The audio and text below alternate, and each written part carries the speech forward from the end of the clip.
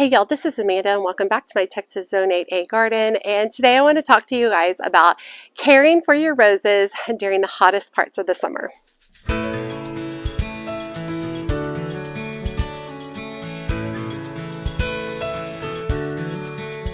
So I think rose care can be really intimidating to a lot of people. I for sure was very intimidated growing roses when I first started, I guess about 5-7 years ago. And over the years, I've kind of learned what works best for me. I've also learned not to be super fussy with them. But when it comes to the hot weather that we have here in the North Texas area, it is really important to do some summer maintenance to help your roses continue to bloom during the hottest parts of the year. So today we're going to talk about a few things. We're going to talk about pruning for the summer, we're going to talk about fertilizing for the summer, and we're going to talk about pests and disease and how to prevent or deal with those during the summertime. So the rose I'm hanging out by right now is called an America climbing rose. It is a beautiful coral rose. It actually gets really tall. It's actually already struggled with some spider mites this year, and it does have a few things going on with it. First thing we're going to do is we're going to prune this, and I'm going to show you guys how I simply prune my roses where it's not confusing and it really makes the best for your rose growth. So with this America climbing rose, we have several areas that are ready to be pruned, whether the flower has already flowered and it's ready to be deadheaded, or something areas where it's struggling with disease. This particular one right up front was an area that was struggling with spider mites, and it pretty much killed off the area. You can see I really only have one good branch over here. So I'm just going to go ahead and remove that branch.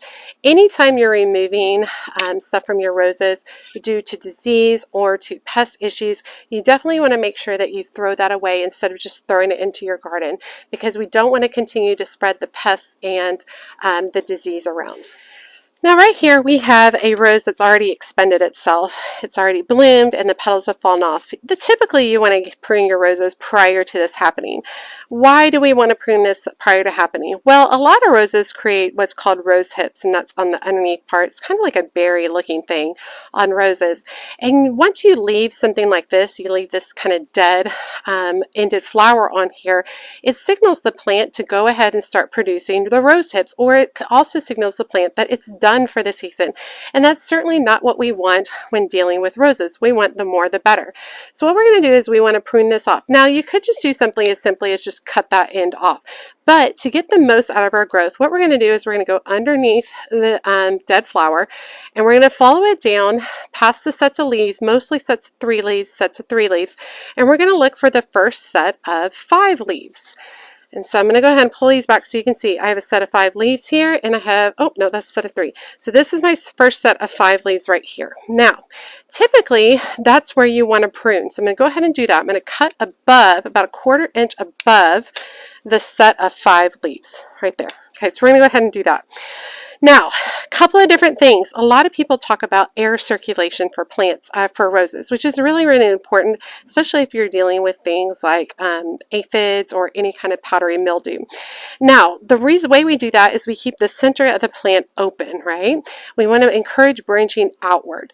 Now, the way to easily tell that is when you cut above this set of 5 leaves. If the 5 leaves are pointing any particular direction, that's the direction you're going to get the growth of the new branch or stem. So you can see this set of 5 leaves, while it's not pointing directly out, it's also not pointing directly back into the plant. So I'm good with this. We would never want to do it where it cut above a set of 5 leaves that points directly back into the center of the plant. We always want to make sure it's pointing out and away from the center of the plant. So this is a great cut. So I'm going to go ahead and continue a little bit more pruning. If I see branches such as this that are just very unattractive and not looking well and struggling, what I'm going to do is I'm just going to follow it down to a fresh set of 5 leaves, making sure that those 5 leaves, which is right here, is pointing away from the center, and I'm going to go ahead and trim it off just like that. Simple and easy. I don't want the plant to have to work really hard working on trying to sustain stems that aren't looking very good. So while it may look brutal to cut a bunch of these off, it actually really is going to help the plant in the long run. So I'm going to go ahead and continue to do that, making sure that I'm cutting. So here is a dispensed rose right here. I'm going to follow it down to a set of 5 leaves. Turns out my set of 5 leaves, it's cutting right back into the plant. So I'm going to continue down another set of 5 leaves, making sure I'm cutting directly above it, just like that. And this 5 leaves is pointing away from the center of the plant, which means the branch will come out right above that.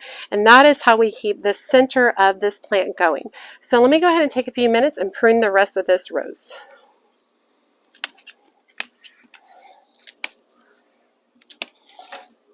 Looks like I have a basil plant trying to pop up in here. Go ahead and pull that out. Gives you a better idea of what's going on in here.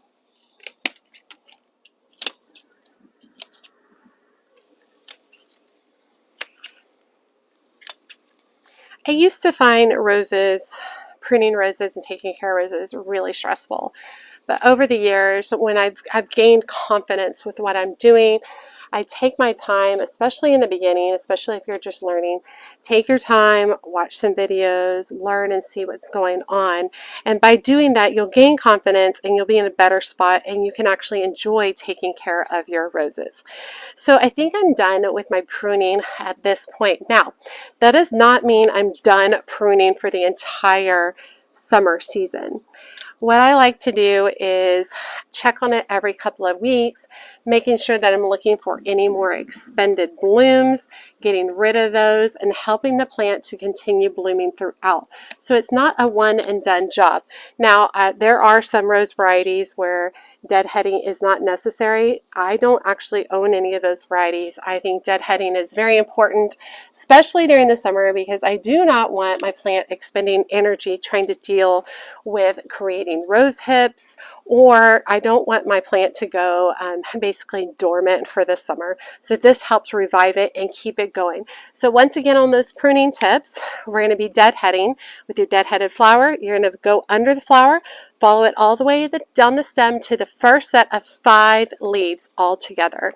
You're going to cut directly above that set of 5 leaves, about a 1/4 inch above it. Now, that set of 5 leaves, you want to make sure it is not pointing directly into the center of the rose, because that means it's going to create a branch that's going to go directly into the center.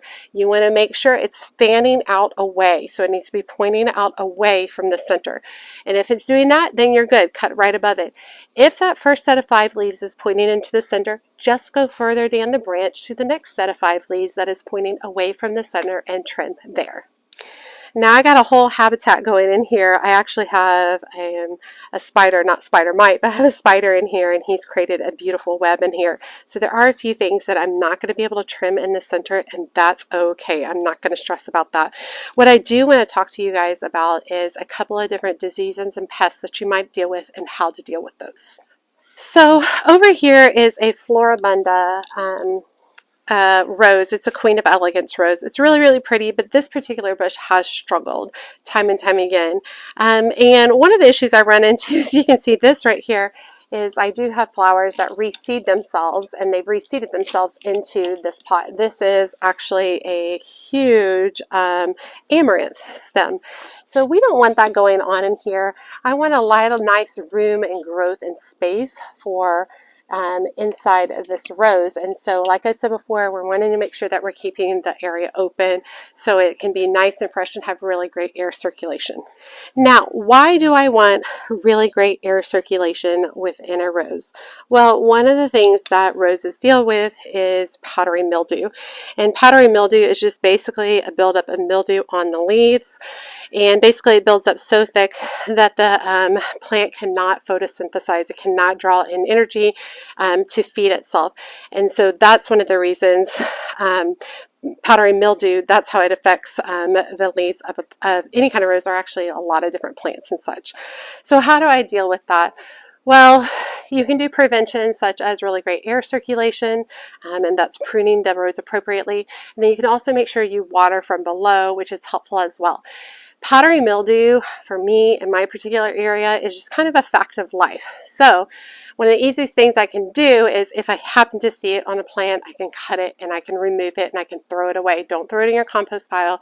Don't throw it on the ground. Throw it actually away so it doesn't continue spreading. Another way to deal with that is you can use some kind of insecticidal soap or neem oil, which is really great for powdery mildew. Those are very simple and easy to use.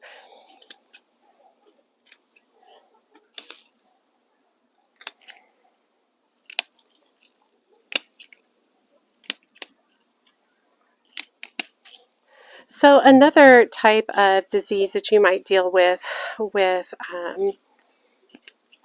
roses is black spot. I'm not seeing a lot of black spot going on with mine right now, so I'll put up a picture of what that looks like. But basically what I'm looking at for black spot is it's black spots. It's a fungus form on the leaves, and it typically has a little bit of a yellow margin with it around the black spots. And black spot is kind of just like part of growing roses. I feel like, and I'm cutting a hole off of this Queen of Elegance. I find that it responds really well when I give it a really good trim. But black spot is kind of just a part of life if you're growing roses. You can certainly help with prevention by, once again, having really great air circulation and watering from below instead of above. However, once you get black spot, one of the best things you can do is cut away any areas that have black spot. Identify those black spots with those yellow margins around it. They typically start from the bottom on the older leaves that tend to be more susceptible to disease and pests. So what you want to do is cut those and remove those. If any of them have fallen to the base, around the base of the rose, go ahead and clean up those as well. But cutting and removing those leaves is extremely helpful for preventing the spread of black spot. Now you can also apply a fungicide of some variety if you're interested. I prefer to just remove and hope for the best. I don't want to have to apply a lot if I don't have to. And you guys can see that I have pruned the crud out of this rose. A couple of reasons why I'm pruning so much is this rose, like I said, has been struggling, and it's been struggling for a few years. This is not the beginning of its struggles. And it could just be that I have a rose that doesn't do very good. And that's okay. You know, maybe I didn't take care of it enough in the beginning and now it still struggles. I don't know. But I have found that it really responds to a really great pruning. So that's what I've gone ahead and done at this point with this rose. Let's go look at another rose and talk about a few more things that you might be dealing with. So one of the things we deal with a lot in our area is RRD, and that is red rosette disease or rose rosette disease. Some people interchange the first R, and it has some telltale signs, one of which is a witch's broom. Now, this particular rose is an oh so easy urban legend rose, and I did ask you guys a while ago if anybody thought that these were witch's brooms, and we have come to the consideration, understanding these are not witch's brooms. This is just actually kind of how the plant works in the beginning. This is only about a year old, but I am going to go ahead and cut back some of these kind of gnarly stems right here just because they are running into my mowers, and I don't want my mowers to be stabbed by these crazy stems. Now, this is a really great way to refresh your plant or your rose during the hottest time of the year as well. Give it a good pruning, and that will encourage new growth coming up. And like, this is a lot. These really long stems, this is a lot for the plant to be focusing on, right? So if you're cutting back some of these, you're really giving the plant more energy to focus on different areas, such as brand new growth or new root growth.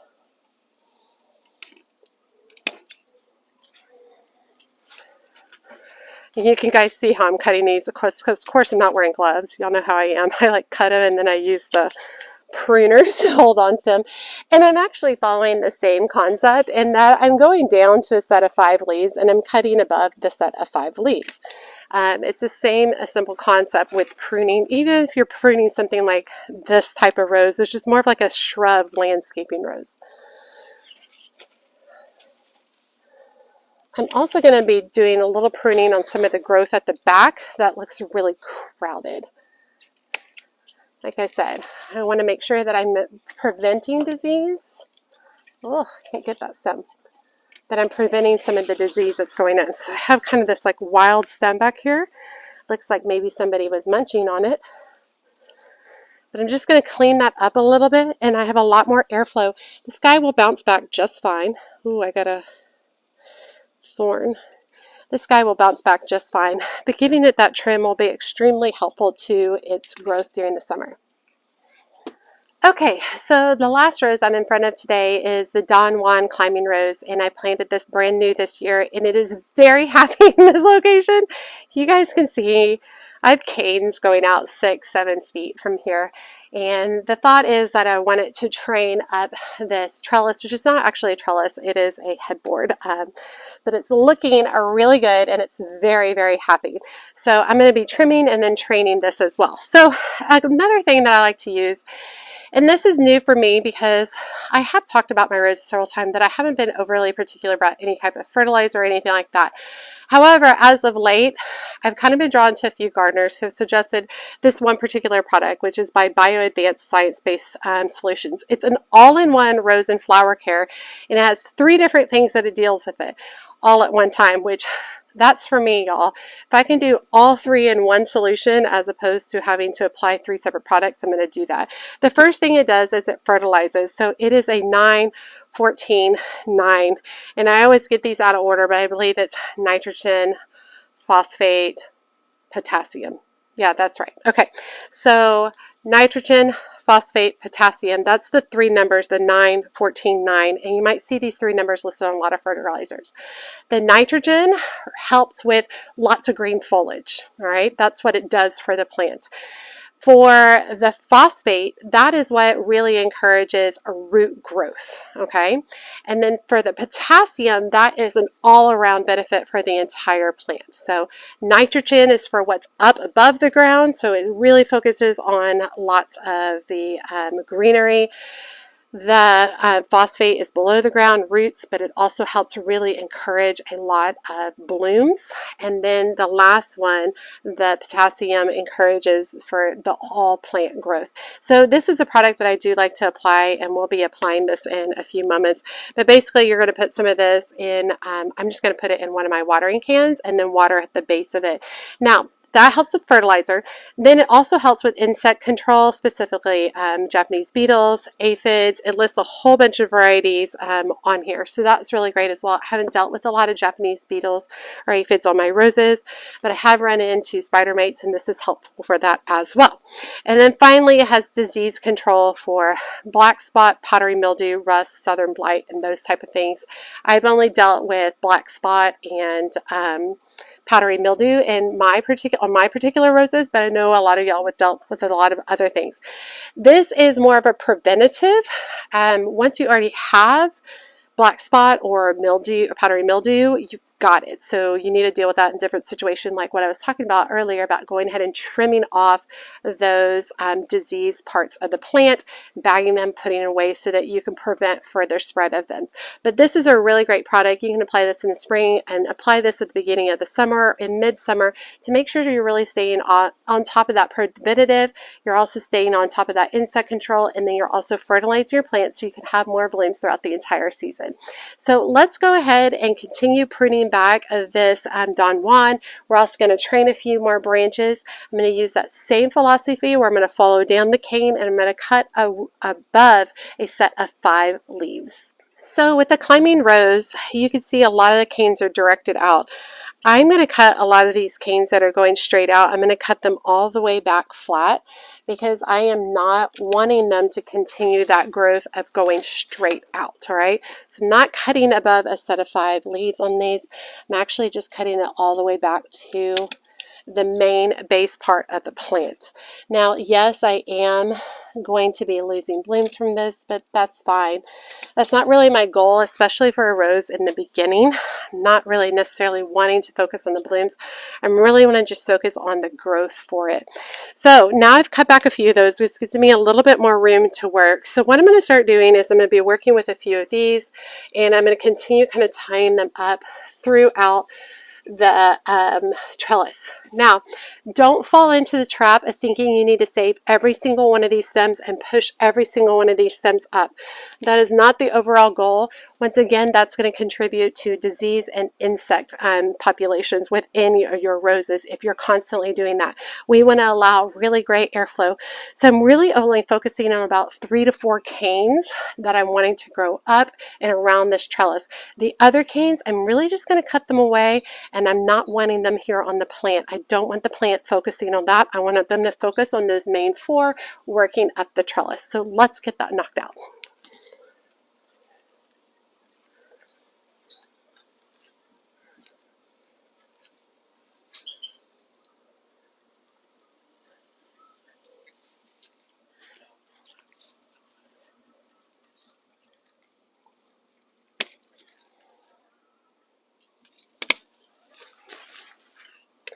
Now, as I'm working on training this rose, I'm looking for canes that have splits. This is one large cane coming up and it splits into 2. Love that. This one is one large cane coming up, and then we have a lot of these smaller growths coming up that are going to go from there. Same thing with this is a really great example over here. We've got one large main cane, and then it has several sets coming up as well off of that main cane. That's the goal for a climbing rose. I'm not wanting excessive canes throughout this entire thing. I really am just focusing on 3 to 4 of them for this size of the trellis, and that's what's going to work really, really well and give me a beautiful kind of wall of roses as this continues to mature. Okay, I was able to identify a little bit of black spot over here, so let me show y'all what that looks like. Okay, you can see the black spot right here. It's got black spots on it, and then it has a yellow margin. And basically what you want to do is remove this. Now, a lot of people come in and try to prune. You can actually just pull down on the bottom of that leaf, and it's a lot easier. And then I'm really going to look, here's another one in this area. I'm going to come through, I'm going to make sure I'm pulling these off, and then I'm disposing of these. Now, I definitely want to wash my hands before I go to another rose, just to make sure that I'm not spreading the disease, because while I see it over here, I haven't seen it on the other ones. And so I'm going to make sure that if this one's the one that has it, it just sticks here, and that I don't deal with any others. So you do want to make sure you're being aware, looking for that black spot and removing it as you see it. Okay, so I've got my Bio Advanced All-in-One Rose and Flower Care right here. So what I'm basically going to do is do the amount that I need for my 2-gallon watering can. I'm going to apply the concentrate first.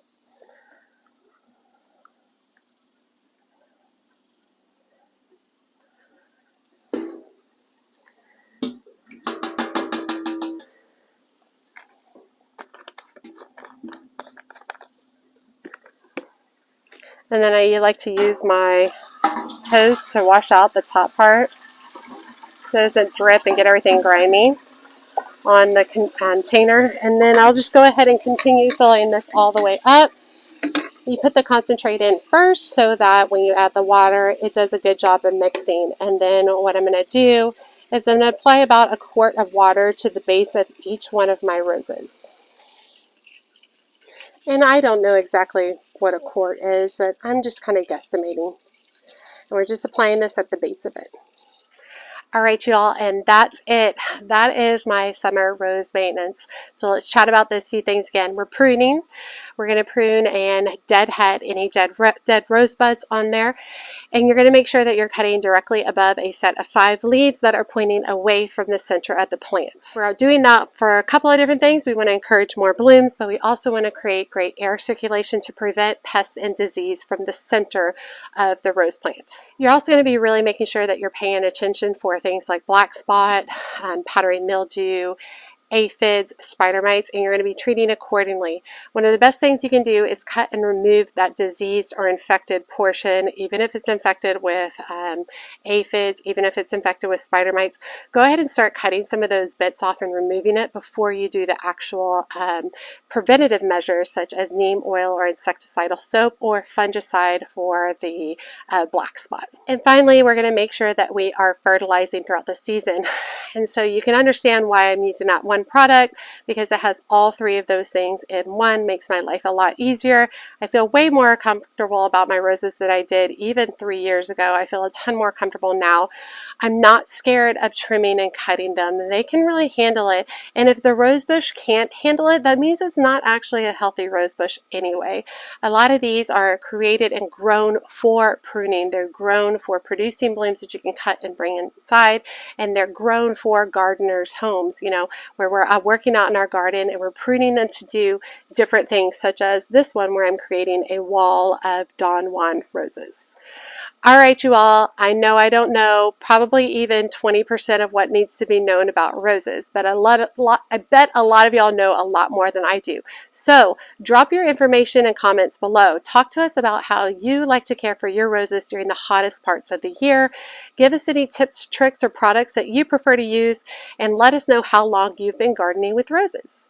All right, you all, as always, make sure you hit that subscribe button and that notification bell so you know when my latest videos are up, and make sure you check me out on Facebook, Instagram, and TikTok. As always, she's a mad gardener or a decorator or anything else that she wants to be.